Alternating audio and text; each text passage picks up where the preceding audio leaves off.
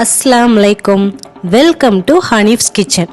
இன்னைக்கு நாம ஒரு ஸ்ட்ரீட் ஃபுட்லேயும் சூப்பரான பர்மா ரெசிபி எக் பேஜோ தாங்க பார்க்க போகிறோம். வாங்க எப்படி செய்யறதுன்னு பார்க்கலாம். அதுக்கு தேவையான பொருள் நான் சொல்லிடுறேன். 5 அவுச்ச முட்டை நான் எடுத்திருக்கேங்க.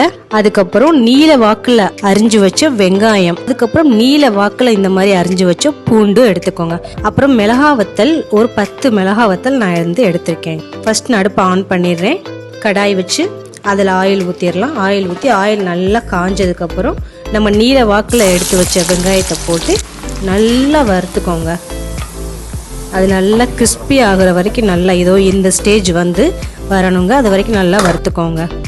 இது ஆறுனதுக்கப்புறம் நல்லா மொறுமொறுன்னு வந்துடும். ஸோ நான் இதை ஒரு பிளேட்டில் போட்டுடுறேன்.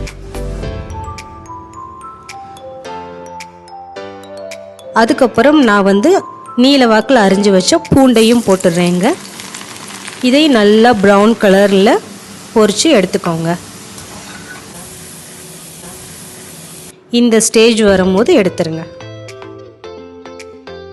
கோல்டன் ப்ரௌன் வந்தோடனே எடுத்துருங்க. இதையும் நான் தட்டில் போட்டு ஆற வச்சிடுறேங்க. அதுக்கப்புறம் நான் அந்த எடுத்து வச்ச 10 மிளகா வத்தலையும் போட்டு அடுப்பை சிம்மில் வச்சுட்டு போட்டோன்னே சட்டுன்னு எடுத்துருங்க. ஏன்னா அது சீக்கிரம் கருப்பாயிடும். அதையும் நான் ஒரு பிளேட்டில் போட்டு இது எல்லாத்தையுமே நல்லா ஆற வச்சிடுறேங்க. இப்போ மிளகா வத்தல் நல்லா ஆறிடுச்சு. இந்த 10 மிளகா வத்தலை நான் ஒரு மிக்சி ஜாரில் போட்டுடுறேன். அதுக்கப்புறம் இதை நான் நல்லா அரைச்சி எடுத்துடுறேன். இப்போ நம்ம நல்லா அரைச்சி எடுத்தாச்சுங்க. நம்ம அரைச்சி எடுத்த இந்த சில்லி ஃப்ளெக்ஸை நம்ம எடுத்து வச்சுக்கலாம். இப்போ நான் ஒரு பவுல் எடுத்திருக்கேன். அதில் நம்ம பொரிச்ச வெங்காயத்தை போட்டுக்கலாம். அதுக்கப்புறம் பொரிச்ச பூண்டை நல்லா இந்த மாதிரி நொறுக்கிடுங்க.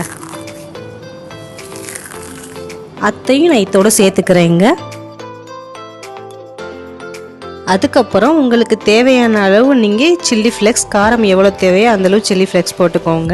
மீதம் இருக்கிற சில்லி ஃப்ளெக்ஸை ஒரு கண்டெய்னரில் போட்டு க்ளோஸ் பண்ணி டைட்டாக வச்சுருங்க. அதுக்கப்புறம் எப்போ நீங்கள் தேவைப்படுதோ அப்போ எடுத்து யூஸ் பண்ணிக்கலாம்.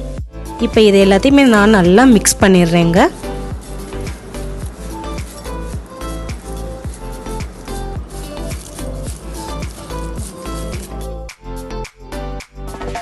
இப்போ நம்ம பொரிச்ச ஆயிலை நான் ஒரு சின்ன பவுலில் கொஞ்சோன்னு எடுத்து வச்சுக்கிறேங்க.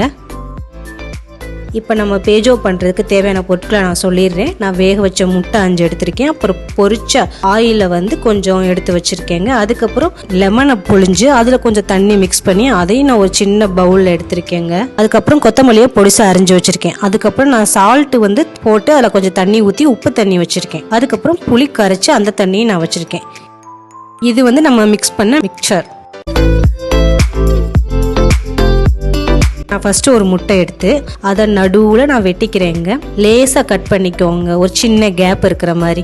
அதில் நம்ம இந்த பொரிச்ச ஆனியன் பூண்டு இந்த மிக்சரை நம்ம உள்ளே வச்சு அழுத்திடலாம்.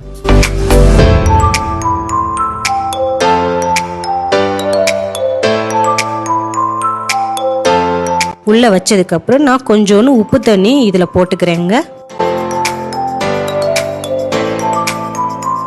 அதுக்கப்புறம் லெமன் வாட்டரை எடுத்து கொஞ்சம் ஊற்றிக்கிறேன். ரொம்ப வேண்டாம், ஒரு 5-6 சொட்டு மட்டும் போட்டுக்கோங்க. அதுக்கப்புறம் புளித்தண்ணி நான் கரைச்சி வச்ச புளித்தண்ணி இதில் கொஞ்சம் சேர்த்துக்கிறேன். அதுக்கப்புறம் நம்ம பொரிச்ச ஆயில் இருக்குல்ல அதையும் கொஞ்சம் எடுத்து இது மேலே ஊற்றிடலாம். இப்போ கொஞ்சம் கொத்தமல்லி தழை தூவிடுறேங்க.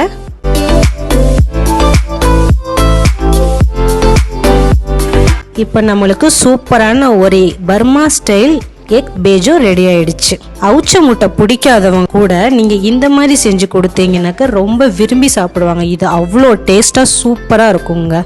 இதை நீங்கள் செஞ்சு பாருங்கள். செஞ்சு பார்த்து எப்படி இருந்துச்சுன்னு நம்மளுக்கு கமெண்ட் பாக்ஸில் ட்ராப் பண்ணிடுங்க. எங்கள் சேனல் சப்ஸ்கிரைப் பண்ணிடுங்க. பக்கத்துக்கு பெல் ஐக்கானையும் ப்ரெஸ் பண்ணிடுங்க. நம்ம எல்லா வீடியோஸும் பார்த்து என்ஜாய் பண்ணுங்கள். தேங்க்யூ.